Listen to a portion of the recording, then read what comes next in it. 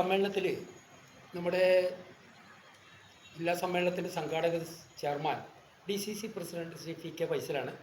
അദ്ദേഹം ഒരു ചൂടാനാവാത്തൊരു കാര്യമുള്ളതുകൊണ്ട് ഇന്ന് എത്തിപ്പെട്ടില്ല. ഞാനതിൻ്റെ വർക്കിംഗ് ചെയർമാനാണ്, ഒപ്പം ഈ സംഘടനയുടെ ജില്ലാ പ്രസിഡന്റ് കൂടിയാണ്. അപ്പോൾ നിങ്ങൾക്ക് തന്ന നോട്ടിൽ തന്നെ വിശദമാക്കിയിട്ടുണ്ടെങ്കിലും നമ്മളെക്കുറിച്ച് പറയുമ്പോൾ KSSPA കേരളത്തിലെ ശക്തമായ പെൻഷൻ സംഘടനയാണ്. ഞങ്ങളുടെ പ്രത്യേകത ഇന്നിപ്പോൾ പത്രക്കാരോടായാലും മീഡിയാസിനോടും മാധ്യമങ്ങളോടൊന്നും ശരിക്കൊരു KSSPA എന്താണ് എങ്ങനെയാണെന്ന് പറയേണ്ട ആവശ്യമില്ലാത്ത രീതിയിൽ ഞങ്ങൾ സംസ്ഥാനത്തുടനീളം വളർന്നിട്ടുണ്ട്. അതാണ് അതിൻ്റെ ഒരു പ്രത്യേകത.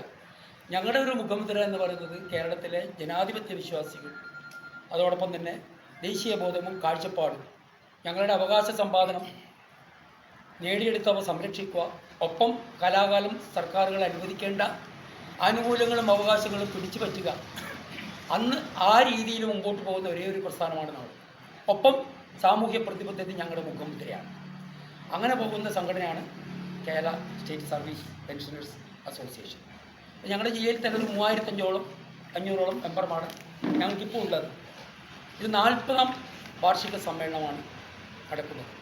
2015 വെള്ളരിക്കുണ്ടിൽ വെച്ച് ഞങ്ങൾ ഇതേപോലെ ജില്ലാ സമ്മേളനം ഇവിടെ നടത്തിയിരുന്നു.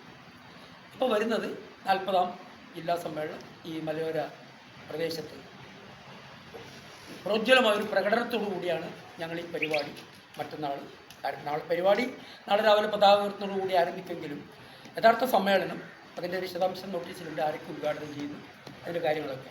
അങ്ങനെ മറ്റന്നാളാണ് നമ്മുടെ യഥാർത്ഥ സമ്മേളനം. രാവിലെ 9:30 മണിക്ക് ഒരു വമ്പിച്ച പ്രകടനത്തോടു കൂടിയാണ് ഞങ്ങൾ ആരംഭിക്കുന്നത്. നേരത്തെ പറഞ്ഞതുപോലെ കേരളത്തിലെ പെൻഷൻകാരുടെ അവകാശങ്ങളും ആനുകൂല്യങ്ങളും ചവിട്ടി മെതിച്ചുകൊണ്ട് പോവുകയാണ് 8 വർഷമായിട്ട് ഈ സർക്കാർ.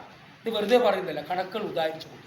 ഒരുപക്ഷെ കേരള പിറവിക്ക് ശേഷം ഇത്രയധികം പെൻഷൻകാരുടെ അവകാശ ധ്വംസനം നടത്തിയ ഒരു സർക്കാരും ഉണ്ടായിട്ടില്ല. കഴിഞ്ഞ ശമ്പള പെൻഷൻ പരിഷ്കരണത്തിൻ്റെ 11-ാം 2019 മുതലുള്ള ഗഡുക്കൾ ഇനിയും തരാറുണ്ട്. തെരഞ്ഞെടുപ്പ് വരുമ്പോൾ ഒരു ചെറിയ 2%, 3% തരും, അതിന് കുടിശ്ശികയുമില്ല. അത് വെറും തെരഞ്ഞെടുപ്പ് ലാക്കാക്കിയിട്ട്. പക്ഷെ അതിലൊന്നും കേരളത്തിൽ പെൻഷൻകാരും ജനങ്ങളൊന്നും വീണിട്ടില്ല. അതിന് ഏറ്റവും വലിയ തെളിവാണ് കഴിഞ്ഞ ഉപതെരഞ്ഞെടുപ്പും കഴിഞ്ഞ ലോക്സഭാ തെരഞ്ഞെടുപ്പും. ഞങ്ങൾ പച്ചക്ക് പറഞ്ഞാൽ ഇന്ത്യൻ നാഷണൽ കോൺഗ്രസിനോട് UDF-നോട് ദേശീയ ബോധവും കാഴ്ചപ്പാടുമുള്ള ഒരു സംവിധാനത്തിൽ വിശ്വസിക്കുന്ന ആൾക്കാരെന്ന രീതിയിൽ ആണ് ഞങ്ങൾ മുന്നോട്ട് പോകുന്നത്. എന്ന് വെച്ച് നാളിപ്പോൾ വേറൊരു ഗവൺമെൻറ് വന്നാൽ അതിനെതിരെ സമരമൊന്നും ഇല്ല. ഞങ്ങൾ കഴിഞ്ഞ കാലങ്ങൾക്ക് സർവീസിലുണ്ടാകുമ്പോൾ ഏത് സർക്കാരായാലും NGO-മാരുടെ, അധ്യാപകരുടെ, ആൾക്കാരുടെ എല്ലാ അവകാശവും പോരാടിക്കൊണ്ട് നേടിയെടുത്തവരാണ്. അതുകൊണ്ട് തന്നെ ഞങ്ങൾക്ക് ഭരണകക്ഷി പ്രതിപക്ഷ ഭേദം ഇല്ല, ഇപ്പോഴും ഇല്ല. ഇന്നിപ്പോൾ ഒരു കൂട്ടം പെൻഷനേഴ്സ് യൂണിയൻ എന്നൊക്കെ പറയുന്നൊരു സംഘമുണ്ട്.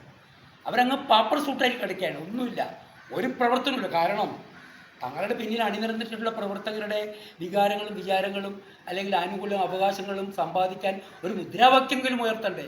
അത് ഉയർത്തുന്നില്ല.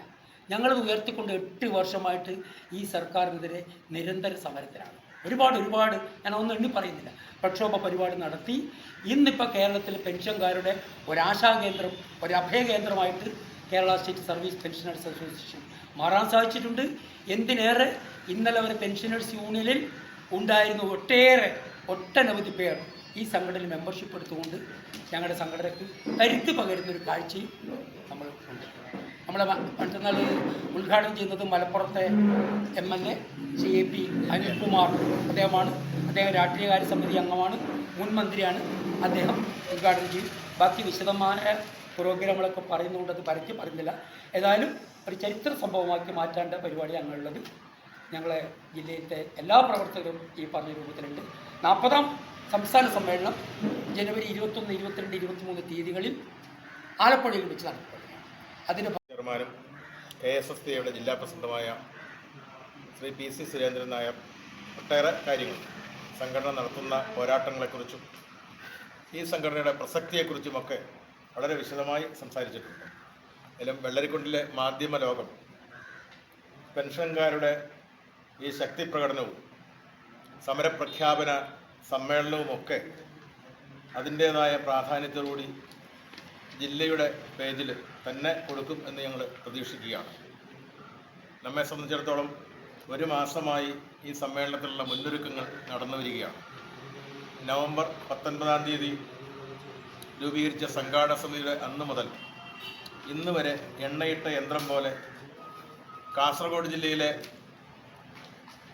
ഏതാണ്ട് 36ഓളം പഞ്ചായത്തുകളിൽ ആഴത്തിലും പരപ്പിലും വേരുകളുള്ള ഈ പെൻഷൻകാരുടെ പ്രസ്ഥാനം അതിൻ്റെ ജില്ലാ സമ്മേളനം ഇവിടെ വെച്ച് നടക്കുമ്പോൾ നടാടെയല്ല 2015 കഴിഞ്ഞ് പിന്നീട് ഇവിടെ വെച്ച് സമ്മേളനം ചേരുമ്പോൾ കേരളത്തിലെ പെൻഷൻകാരുടെ ഒരാശയും അത്താണിയുമായി മാറിയ ഒരു പ്രസ്ഥാനത്തിൻ്റെ സമ്മേളനമാണ്. മറ്റെല്ലാ മേഖലകളിലും അവഗണന നേരിടുന്നുണ്ട്. ക്ഷേമ പെൻഷനുകൾ കുടിശ്ശികയാണ്. ധൂർത്തിനും കെടുകാര്യസ്ഥതയ്ക്കും കുറവില്ല.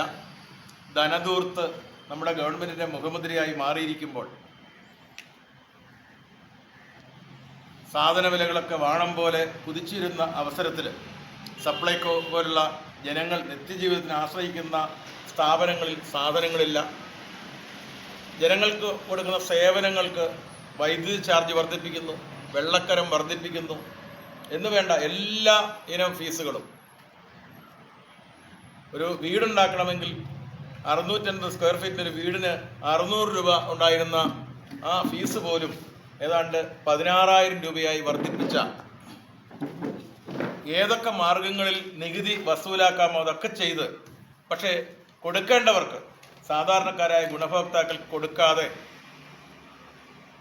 പെൻഷൻകാർ മാത്രമല്ല എല്ലാ വിഭാഗം ആളുകളും ദൈന്യതയിൽ ദുരിതത്തിൽ ജീവിക്കുന്ന ഈ അവസരത്തിൽ വെള്ളരിക്കുണ്ടിൽ നടക്കുന്ന ഈ സമ്മേളനം ഒരു ചരിത്ര സംഭവമായി ഒരു അവിസ്മരണീയമായ സംഭവമായി മാറും എന്നുള്ള കാര്യത്തിൽ ഞങ്ങൾക്ക് തർക്കമില്ല. ഏതായാലും